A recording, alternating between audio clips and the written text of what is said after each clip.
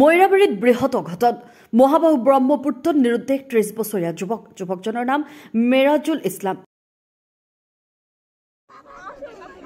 মেৰাজুলৰ ঘৰ ময়ৰাবাৰীৰ লেৰুৱামুখ গাঁৱত। ব্ৰহ্মপুত্ৰৰ পাৰত যুৱকজনৰ কাপোৰ উদ্ধাৰ স্থানীয় ৰাইজৰ। ইতিমধ্যে ঘটনাস্থলীত ময়ৰাবাৰী NDRF বাহিনীয়ে যুৱকজনক বিচাৰি উদ্ধাৰ অভিযান চলাইছে যদিও যুৱকজনৰ সন্ধান লাভ কৰিব পৰা নাই।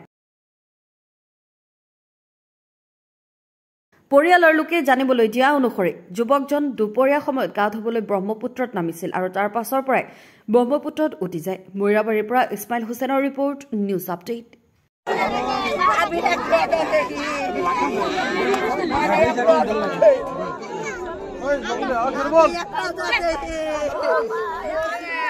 পিছলি গৈ একজন নদীৰ মাজত গৈছে। কি নাম ল'ৰাটোৰ নাম? ল'ৰাটোৰ নাম হল মেৰাজুল ইছলাম।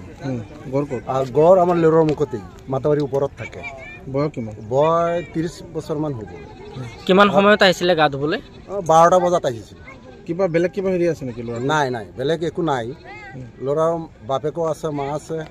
সিহঁতক সুধিছো, সোধাৰ পাছত সিহঁতক কোনো সন্দেহ নাই, মানে গা ধুবলৈ আহিছিল কথা এইটো।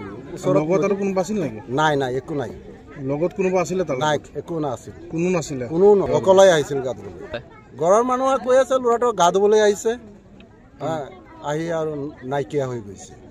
এতিয়া এই যে চাইছো সন্দেহ কৰিছে মানুহে, সন্দেহ কৰিছে। এতিয়া যদি তাক 12টা বজাত গা ধুবলৈ আহিছে, কাম কৰিব, বেলেগত দিন হাজিৰা কাম কৰি খাইতো, যোৱা নাই।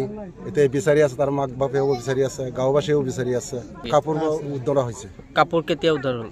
এই 1টা মান বজাত কাপোৰ উদ্ধাৰ হ'ল। কাপোৰ টানত আছিল, ইয়াতে পানী পাৰতে আছিল।